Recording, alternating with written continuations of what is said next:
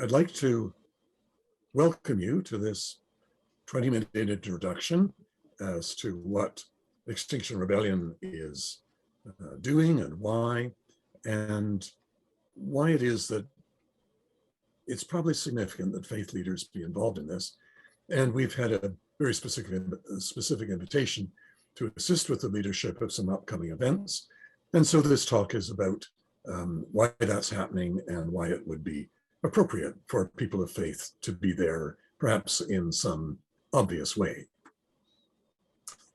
My name is Harold Munn. I'm an Anglican priest. I've served in congregations in the Yukon, in Edmonton for 20 years, in Victoria, I think, for 13 years, taught at the theological school at UBC, and been in various congregations around Vancouver on an interim basis. And about 3 years ago, I think I discovered Extinction Rebellion as what I think is the most effective and rational response to the climate crisis that we're facing. So I'm wanting to welcome you, and Leni and Lauren will introduce themselves. All right, so I'm Kathleen Higgins. I go by Leni though. I come from a background in conservation biology, and I worked with endangered amphibians, so I was a frog expert. And through my career, I became very, very familiar with the devastating effects of climate change on the species I was trying to study and help. But only recently I've really seen these effects widen to include my home province here in BC. And I've witnessed all of the wildfires and the heat waves, and that's been something that's very hard on me. After the last heat dome hit this summer, that for me was the moment where I realized that all of the work I was doing in my career and even supporting these nonprofits, it just wasn't going to fix this. The scale of the problem is too big. And so I did some research, and I looked into what would be the most effective thing for me to put my energy into, and I came across Extinction Rebellion. Yeah, I'll pass it to Laura. My name is Lauren Emberson. I am a neuroscientist and a psychologist. I became an organizer at Extinction Rebellion over this last summer, and particularly with all the events that Leni just mentioned, the heat wave, the heat dome, the fires, and the IPCC report, which for me in particular really was devastating to hear. My work life, I'm an academic. In my activist life, I've very much focused on social justice, for example, issues of gender equality. But as of this summer, I really have come to put my full force behind Extinction Rebellion, and particularly the seeking for climate justice, and the belief that this is really unites all other causes and is one that really deserves our full attention. All right, so without further ado, we'll get started. First, let's just pause to do a land acknowledgement. So we want to acknowledge the land that we're on, namely the unsurrendered and occupied territory of the Musqueam, Squamish, and Tsleil-Waututh nations. This acknowledgement has a particularly profound resonance tonight because we're talking about and contemplating the very future of life on Earth. From time immemorial to the present, Indigenous people around the world have been deeply conscientious and resilient stewards of the home that we share with all living things. And we acknowledge that when we talk about the climate and ecological crisis, we're only talking about the latest assault on Indigenous ways of life that began with colonial invasion hundreds of years ago. Indigenous people have seen the end of their worlds already, and they've survived. Today, these survivors stand on the front lines of the climate emergency, and they're leading the fight to defend the natural world for generations to come. Now, I think that people of faith also acknowledge that just as First Nations have been forced off their ancient lands, in the same way, humanity has replaced God's love and justice as foundational to the earth with an economic system that prioritizes directing wealth and power away from those with little towards those who already have much. So we also call for a God acknowledgement that uses various images of God to affirm the foundational nature of justice and dignity for all creatures and all of life processes. This isn't an optional religious approach. It's the basis for the future of life on this world. To treat the earth as if it were a factory to make stuff for humans so our every whim can be met is not only the way of self-destruction, but it's an insult to the deep goodness that underlies reality and from which reality emerges. Many of our sacred scriptures are accounts from differing cultures and times which describe the consequences of ignoring the deep processes of justice and dignity. In the past, these consequences would cause destruction for individuals or groups when those in power abused those with less power. We've experienced that truth in our own time, as when newcomers to this continent abused those who had lived here from time immemorial. Especially the churches are experiencing that revelation. We've experienced how a gender with power abused a gender with less, or how people of one religion attempted to exterminate humans from another, and how creatures have been abused for our pleasure. The consequences have been deranged, abused, and destroyed lives. That's bad enough, but as human power has increased, the damage and destruction to the planet and its living beings has escalated to the point where the future of humanity is in question. Our society threatens the existence of human society. This isn't exaggerated hyperbole, but is a realistic possibility affirmed by virtually all scientists working in climate studies. The destruction of Lytton this summer, where I grew up, wasn't a one-off accident. It's the beginning of a process that's going to get very much worse very quickly. So what does faith have to do with all this? One of the roles of faith is to be sufficiently grounded in the underlying goodness of God, that is the foundation of the universe, so that we have the courage to look unflinchingly into this darkness. People without any explicit faith do the same, but faith can bring a structure and symbol system that support that courage. That's why we, as faith leaders and people of faith, are being invited to be present at the action coming up.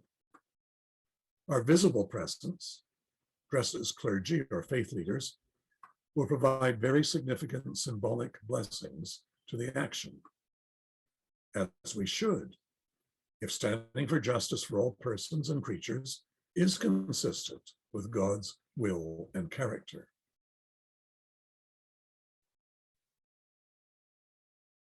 In the next 10 minutes, I'm going to invite you to look at that darkness in a bit more detail. We need to know some details about this truth, uncomfortable and terrifying as it may be, if we're going to resist it. So what is this terrible truth?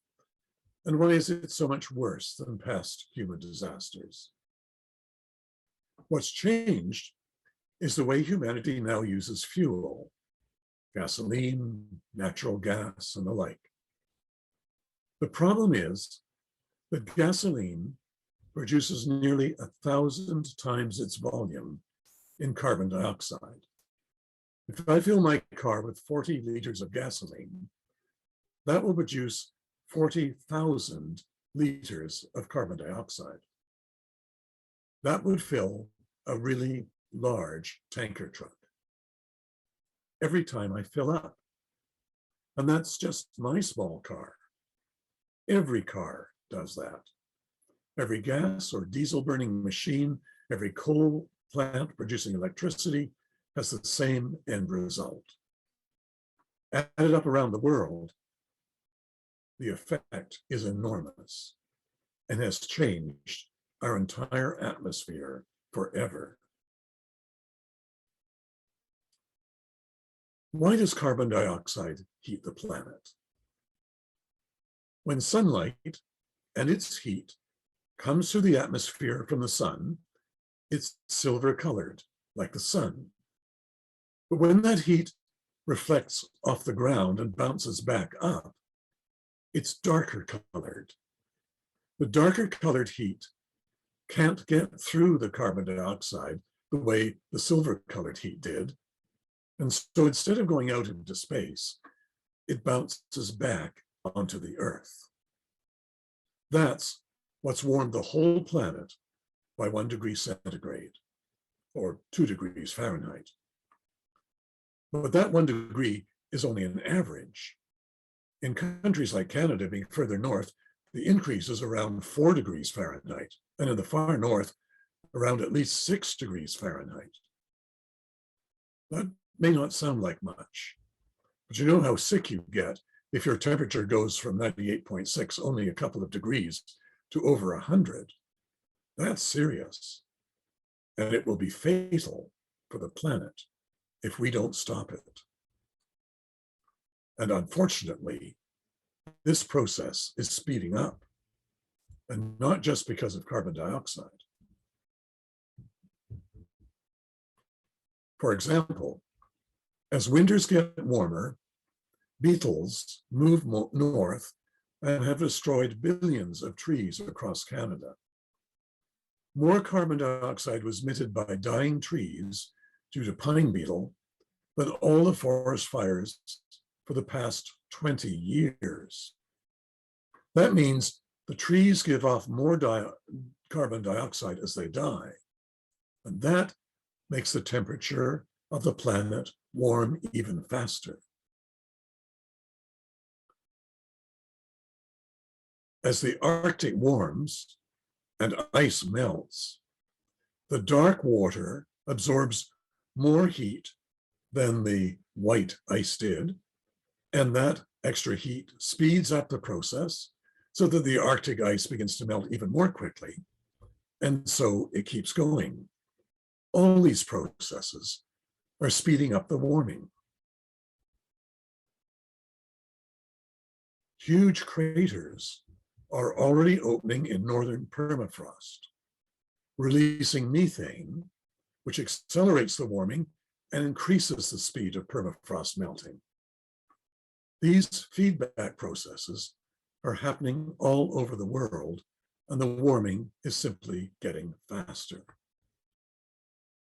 The really disturbing news is that at some point, such as when the Arctic Ocean is sufficiently warm, cold currents flowing south will stop. And that means that weather in Europe and North America will no longer be cooled, but will shoot up to desert-like conditions. And that will be permanent because the ice will never form again in the north, and we won't recover from that. The result isn't just uncomfortably hot summers or really bad storms. The result is that at those temperatures, crops won't grow anywhere. And that means crop failure all over Europe and the US and China and Russia and Canada. We're already seeing this start to happen. Droughts that used to happen only once every 10 years are now happening far more frequently. And food prices are soaring. We are heading towards starvation on a global scale. And further, as the Arctic ice melts and water warms, there's more water volume, and oceanside cities will be inundated by salt water. In Vancouver, that means the airport, the docks, and the new hospital will be under seawater. In Jakarta, Indonesia, it means 10 million people, the population of that city, will need to be relocated because 90% of Jakarta will be under the ocean in the next 30 years. Now, these aren't just a series of disasters that can be coped with somehow. The result will be the breakdown of society. Imagine what will happen if electricity workers and sewage treatment plant workers and nuclear power station workers decide they've got to stay home to protect their families. The failure of infrastructure and the implosion of social structures will result in imaginable chaos, disease, and death. And it's not primarily about us in Vancouver. Those who don't have cars or bank accounts, those already poor and at the edge of surviving, are the ones who will bear the brunt of this first, even though they weren't the ones who caused the emission of the carbon dioxide. This is the social injustice horror of our time. It's the ultimate insult to the Creator, to the God of justice, who made all things good. To repeat, this isn't an exaggerated hyperbole. This isn't leaving out some secret fact that will make it survivable or will get us through this at the last minute. This is a realistic possibility, affirmed by virtually all scientists working in the climate discipline. The destruction of Lytton is the start of a process that's going to get very much worse very sooner. This is bad. We're threatening extermination of humanity, to say nothing less of the world's gorgeous creatures, to keep our lifestyle expanding and the economy growing, and to get rich as possible, as fast as possible. So if it's that bad, why isn't our government addressing this looming catastrophe? Well, there's two reasons. Governments get elected by doing what's popular, not by telling the truth that our present lifestyle is killing the planet. Second of all, because the large energy companies promote their CEOs on the basis of how much their share prices go up. So such companies spend billions of dollars to convince governments to subsidize them, to get supportive governments elected, and to convince the public that they're doing everything they can to stop carbon emissions. Our federal government pays $3 billion a year to oil and gas industries. That's $10 million a day, every day. The federal government cut a $10 million check this morning to the energy sector to produce more gasoline, and they'll cut another check for $10 million tomorrow and the next day. This is our taxpayer money. Canada has the highest per capita subsidy of all countries in the world. And that money goes to pay for a product that is going to end civilization and destroy many of God's creatures. It already is. No wonder we don't hear much about this looming catastrophe, and we didn't hear much about it last election or in the mainstream media. It doesn't make money or get political parties elected to help people understand how catastrophic our lifestyle is. Politicians don't push awareness of the climate disaster, and business dresses up tiny reforms to make it look as if they're stopping emissions. But in fact, even despite COVID, emissions are continuing to increase, and our government supports that. So, is there a solution? Should we just give up? We don't know if there's a solution. I profoundly hope so, but I don't know. But one thing I do know, the God of deep goodness and justice remains the ultimate reality. So the first part of the solution is to ground ourselves in that fact, and from that solid place to say no to what's happening. That no is simultaneously a shouted yes to the justice and dignity for all life that underlies reality and the existence of this planet. That's the first step in taking action. And we can do that without knowing what its immediate effect will be. We end up with more energy when we shout that no, but it's the kind of energy that matters. We will be asking of ourselves and of our society the sacrifice of the endless desire to accumulate more. We will have to live more simply, but we'll live more fully. That's a profound challenge to the little unreal gods that currently have our society's loyalty to profits and our ignoring of the people who are experiencing injustice. But that's to embody the deep love out of which we all emerged. We have to break through government's resistance to the major changes we need. After all, governments told us it was dangerous and then illegal to drive without a seatbelt. And they took responsibility to educate us and tell us that smoking causes cancer and made it illegal to advertise. So we have to ensure that governments educate us about the looming climate catastrophe, which will be far greater than not wearing seatbelts or smoking.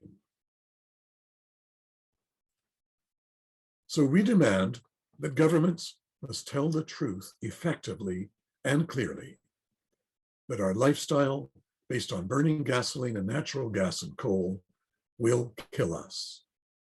Governments have an absolute duty to educate the public about this.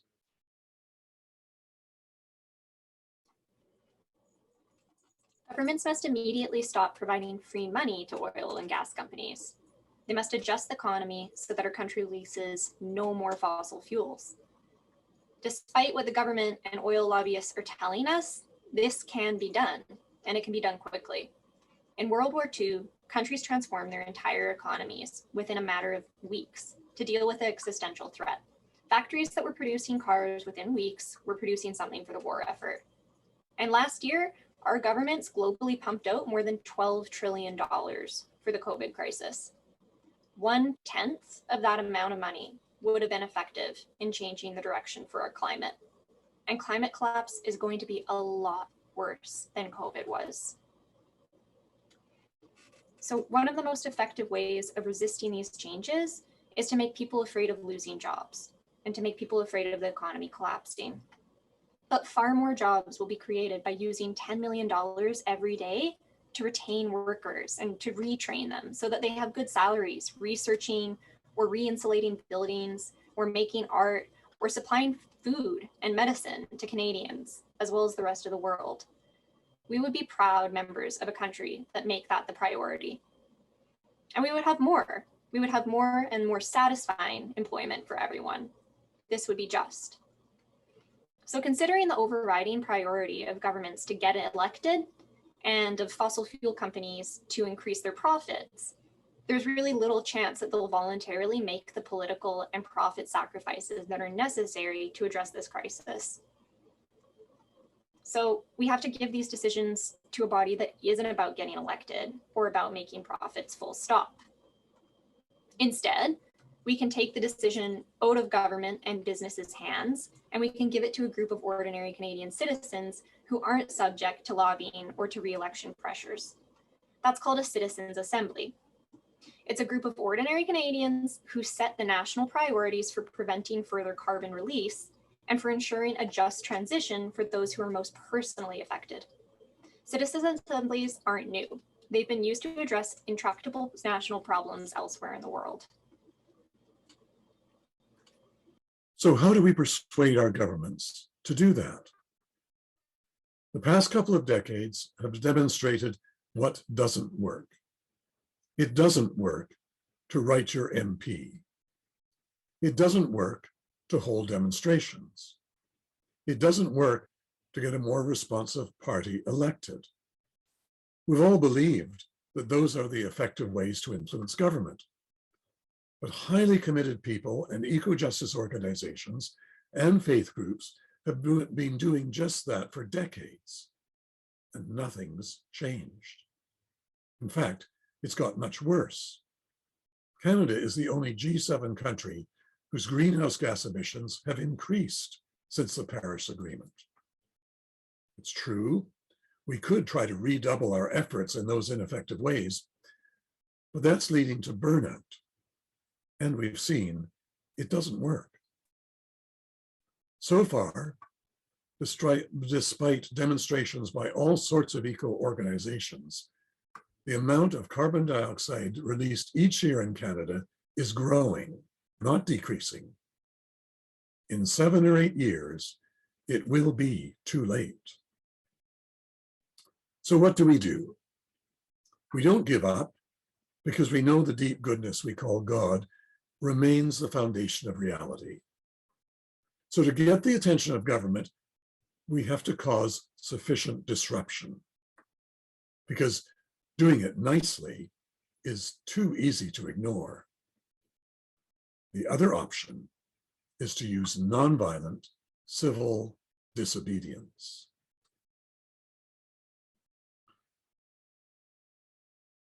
Nonviolent civil disobedience, or direct action, is a major system of resistance based upon the assumption that hierarchical systems can be modified or destroyed by a withdrawal of submission, cooperation, and obedience.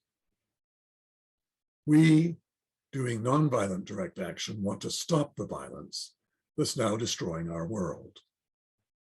We are disobedient because at some point, and that point is now, somebody has to stand up and say no to those in authority in order to say yes to the deep goodness and justice that underlies the world. That's what happened in the civil rights movement in the US, and it worked. The churches were at the forefront, and many congregants and clergy were prepared to get arrested to ensure that justice happened. That's what Bonhoeffer did to resist the Nazi horrors. And we're at that point now.